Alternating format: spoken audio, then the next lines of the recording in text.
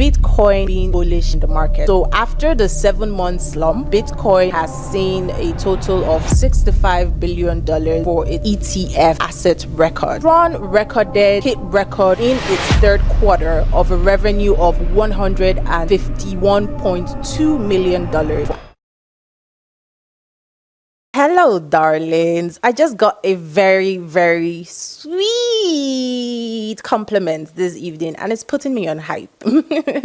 How are you guys doing? I hope you had a wonderful week. I hope it was fruitful, and I hope your investments, as usual, has been boosting up, because the market has been bullish, and bullish indeed, for days.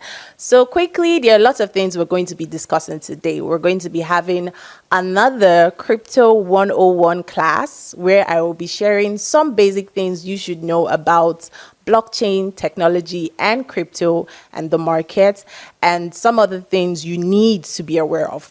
We would also be looking at some preview videos from the Nigerian FinTech Week, which happened last week, and as well we will be looking at some of the live market stands and trending news that happen during the week. So I hope you're prepared. I hope you have your popcorn close to you and some drink, and you're ready to dive in. I will try not to bore you. Maximum effort. Let's go.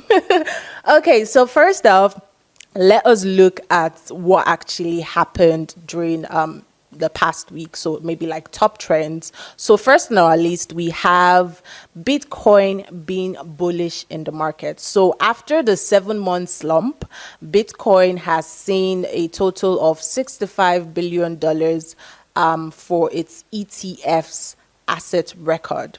And this counts down over the past years on how much it was able to rise through. And even on that note, with Bitcoin being more bullish, on that note, we see it hitting a 68,469 plus dollars benchmark over the week, and it has been steady and strong, following other networks like Ethereum, which was roughly around 2,644 USDT, BNB, and Sol, which is Solana, as $154.59. We will also be looking at the live markets to see where they currently stand at, if they have been a drop or if it's still rising and skyrocketing. But before that, we will move on to Tron. Tron recorded a hit record in its third quarter of a revenue of $151.2 million. Now, this basically is actually fueled for the fact that Tron focuses on a lot of meme coins. It has like sub meme coins, which are like digital currencies as well, but that are tied to internet trends, for example. So take, for example, I'm sure you've probably heard of Dogecoin. Dogecoin was formed as I think probably the first meme coin, if I'm not mistaken, right? Which was tied to another cryptocurrency, and it was formed and linked basically for the fact that I think you've probably heard of the Shiba. There was a dog called Shiba and whatnot during that time, right? So that was how Dogecoin was actually formed. For meme coins are tied to internet trends. So it could be like your memes, your regular memes of a weird face laughing or whatnot. I know it's weird, but yes, they are created based on that and based on the market hype. And sometimes they flourish for a certain period of time and then they drop. So moving on, in terms of also noting meme coins, let us talk about Solana. So meme coins as well. For Solana is also one of these cryptocurrencies that pushes meme coins, just like Tron. So Solana has a lot of sub games that have like meme coins or mini coins tied to it, where probably for the games users can play and then they earn a certain amount of coins, and those coins are worth some value in dollars on the crypto market, right? It's the same thing as well. So there was a kind of, what do you call it now, tug of war when we look at Ethereum versus Solana. And we asked some of our viewers to tell us what they think about the competition between Ethereum and Solana. So if we could have that content on the screen, these were some Twitter replies that people got concerning the battle of cryptocurrencies. So we have one person here that says Solana scalability is definitely an attractive feature, but it can't, am I reading this right? But can it, really compete with Ethereum's established security and stability? The next, we had someone who mentioned wise individuals prefer to sit in a safe SUV rather than a dangerous sports car. This isn't even theirs and could fall apart at any moment. Those who were once convinced by FTX and Luna are now the ones purchasing FTX Solana token. Greed can triumph over common sense. We have seen this many times before. Okay, this is actually funny.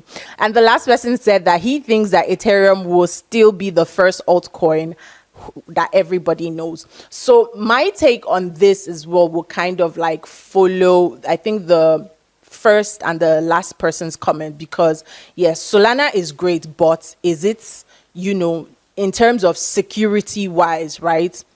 Is it strong? Because you can't really compare its strengths to that of Ethereum and its level of scalability, right? Although it is growing, why it's actually growing is because of the sub apps or sub meme coins that are usually found under it, which for me, I think will make it really volatile and not very valid to invest in. That is just my own personal take. For me, I think Ethereum is still one of the most solid altcoins ever found. Well, following Bitcoin. Bitcoin is not an altcoin though. Bitcoin is on a league of its own. So let's not even play. All right. So moving on notes, I don't know, have you ever heard of Base? If you've heard of Coinbase, then probably you would have heard of Base. Now, for Base, we will have that discussion very much later into other episodes of the show where we'll be spotlighting different cryptocurrencies and talking about them. But Base has reached a total value lock of $2.5 billion. This was recorded sometime last week, which is now making it the largest Ethereum layer 2. Now, total value lock just basically means it's user engagement as per usability, and then people who have have it currently locked down in their wallet. So that's just what it actually basically means. And it recorded a high TVL of roughly 2.5 billion over the week. So I think that's basically most of what happened during the week, right? The top trends concerning different altcoins that I could list out. And before we quickly go on a break, let's now look at the live market today. So for me, I have what we call a watch list, where I save, cryptocurrencies that I have made research on, right? And I'm not saying go and buy these cryptos. I'm just looking at the live market and telling you what it is. And for me, based on study on their use case, right? They, for me, seem somewhat valid, right? I'm not saying go and buy them. Let's look at the market. So first we have obviously Bitcoin. The live market now actually stands at $68,112. Then we have Ethereum. Ethereum is now currently at $2,647.8.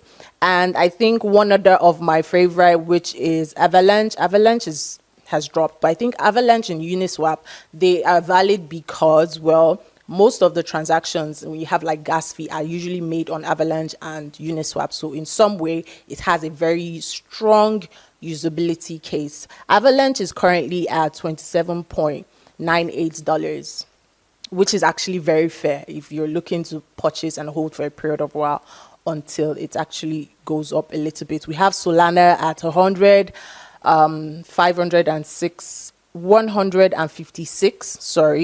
dollars, and then Cello at $0.8691, and some others as well. Stellar at $0.0962 dollars. So you see that there are some of them that are obviously relatively low that you could invest in if you're not someone that has like a lot of funds, right? And just flip it. Those ones you can invest for a short period, but something for like Bitcoin, I would not advise, genuinely, like from a personal point of view, to if you know you want to just buy it for like a one-off and sell immediately. It's not really advisable. It's best to buy and like hold for a long period. And if you know you don't have a lot of funds, I would just say just avoid it, because, well, if the price actually drops, you would be losing relative to how much you hold at the same time, right? So now we're going to go on a quick break, and we're going to come back and have our 101 class, where I will be sharing basics on the what, how, and why of crypto. And as well, we'll be looking at maybe some of the preview videos from the Nigerian FinTech Week last week. All right, guys, see you in a bit. My hearts of hearts. All right, moving on. The main juicy part of today's show, your 101 crypto class part 2. All right, so today we are gonna be talking about the what, the why, and the how of cryptocurrency. So first things first, what exactly is crypto? You've been hearing about it. We've been talking about it a lot. What exactly is crypto? So crypto is obviously just like your money, but it is internet money. So just like the way you have your dollar or coins, it is something similar to that, just that it is digital money and not what you can hold physically, right? It runs online and all on the blockchain. That is simply what crypto is. One. Moving on as well, for cryptocurrencies, right, we have different kinds. You've heard us talk about Bitcoin, you've heard us talk about Ethereum. So take, for example, your regular fiat money, just like the way you have your Naira, the way you have your Ghana cedis, the way you have your dollar and thereabouts. Those are different kinds of money, right? Your regular fiat money, which abounds to different countries, different states and whatnot. It's the same way we have cryptocurrencies, which are digital money or your internet money, right? That are tied to different blockchain networks. Remember in our last show, I told you guys, or we talked about what blockchain technology is, what blockchain is, and there are even certain things that we mentioned. Remember, we mentioned some key points as well, like crypto mining, your wallet, and stuff like that. So today we are focusing on crypto. So these cryptocurrencies are bound on different networks, just like the way you have your regular money bound to different countries or different states, right? So you have, for example, an internet money which is bound to Bitcoin, and an internet money which is bound to Ethereum on the blockchain, right? So that's simply what crypto is. Now we've talked about what crypto is. Let's move on to, I believe, the how crypto.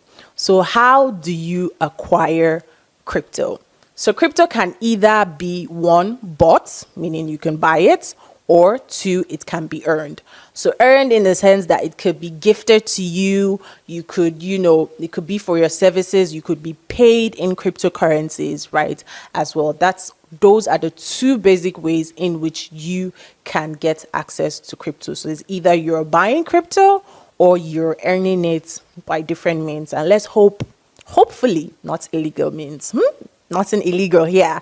So speaking of earning and speaking of, yes, you can be gifted cryptocurrencies. Drum roll. Have I told you? It's my birthday. My birthday tomorrow. My birthday is tomorrow. And speaking of giving gifts in cryptocurrency, my wallet is forever open. Feel free to gift me something. All right, so now we've talked about how you can actually earn cryptocurrency, either by buying or by earning, right? Then also we want to talk about basically when you get these cryptocurrencies, what platforms probably could you get them on, right? So take, for example, there's Bot.me Cash, which I believe we've talked about a little bit on here, which is managed by Shagun, who is my co-host that you guys haven't seen for a while. See, I told you I was going to come and bring Shagun this way. In a way. So he is actually the CEO and founding person for Bot.me Cash. So if you're someone who is looking to probably buy or trade your Bitcoins, you can actually trade on Bot.me Cash. Bot.me Cash is a Bitcoin only financial service company, and their goal is to help make all transactions that you do ordinarily on your daily lives with your paper money with Bitcoin. So if you're looking to that, yeah, you can definitely get some crypto on Bot.me Cash, but not for free. All right, now let us look at why crypto. So why do people care about crypto and why cryptocurrency? There are two things I want you to focus on. One is obviously it's boundless, it's decentralized, and it gives you freedom. Three things, yeah. It's boundless, it's decentralized, and it gives you freedom. Let me probably hint on the freedom, but maybe on a backtrack.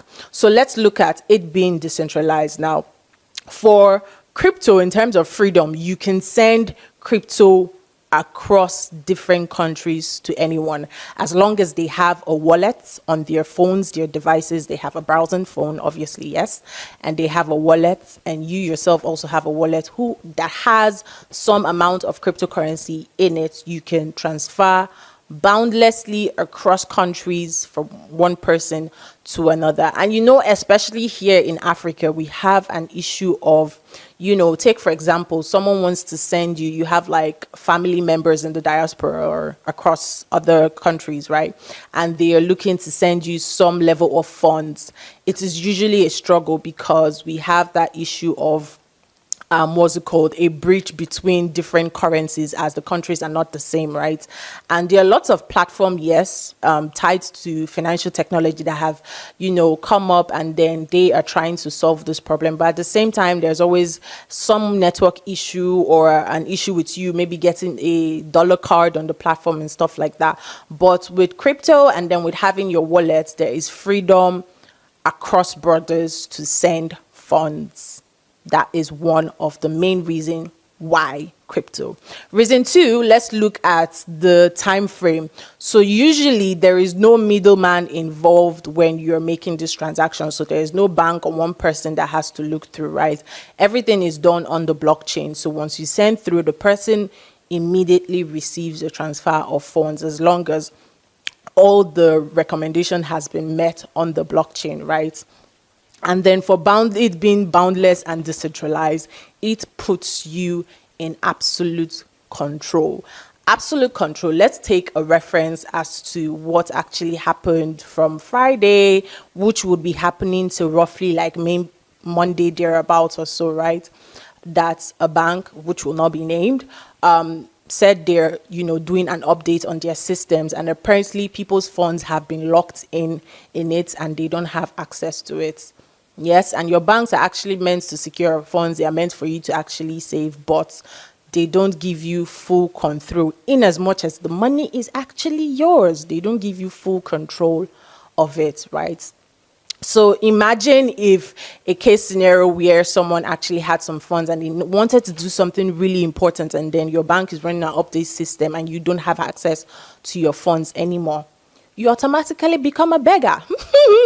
And it's not like you don't have funds or you don't have money, right? So you see, that's one of the major whys of cryptocurrency, right? It's because it gives you control over your funds, meaning you can wake up 12 a.m., 5 a.m., 2 a.m. and choose to send funds across borders to someone else. You have full control of it because you have access to your own wallets and nobody else can, put a hold on your funds. So that's basically covers our Crypto 101 class. I hope I wasn't confusing you and I've been able to convince you on the what, how, and why of crypto. I'm sorry. This was really turning into a mini class, but indeed, I hope you have been able to learn one or two, right? And for me, on a personal note to you, I would still say do your own due diligence to research. It is also why this show is here for you, to give you information you need. But in as much as you get the information, ensure that you do your own due diligence to find out what the space is really about. Key in on where you see is befitting to you and make some funds. On that note, we'll be wrapping up in a bit. But before we wrap up for next week, let me give you a hint. Next week, we are going to be having someone here on the show, and we're going to be taking a little bit of a detour than the regular means. On here, I know we've talked about cryptocurrency, blockchain. We've talked more specifically about the technology itself and the policies, ranging from, I think, the episode 1, which we started, and I believe this is possibly the 5th episode. So going forward on the 6th episode, we're looking to have something a little bit more diverse and different. I am an advocate for blockchain for good, and I believe in as much as the technology actually, goes a long way, and then you buying crypto and whatnot and investing can actually improve your life. There are actually other means. I'm saying actually too much. There are other means in which you can benefit from being in this system, and it doesn't necessarily have to mean that you have to trade or you have to create a new meme coin or actually be part of the back end system. Now, when it comes to the technology itself, there are people that create, right? So take, for example, we have developers and we call them DevRels, right? Who teach people how to build decentralized applications on this blockchain technology that can actually either one change situations of things. So have you actually heard of tokenization, in a way where you could tokenize real estate or gold on the blockchain and people can own a bit of that? That falls under developing of decentralized apps, right? And in the note of that, we have developers, we have product managers like myself, toodles, as well, right? So there's another section entirely to this. And from our episode 6, that is what we are going to be looking at. So I want you to come prepared, come with your popcorn as usual, a drink, right? And come willing to learn something or two, and as well engage the space. Hopefully we may be able to have Colin for you guys, so definitely put that in thoughts. So I believe this rounds it up. Jiggy Jaga, I have been your host, your one and only baby girl, Purity Chrome. It has been a great and awesome time today with you guys. Thank you for my viewers for tuning in. I definitely would see you next time, same station, next Saturday. All right. Do have a wonderful and marvelous, amazing and blessed weekend. Soft kisses and bye-bye.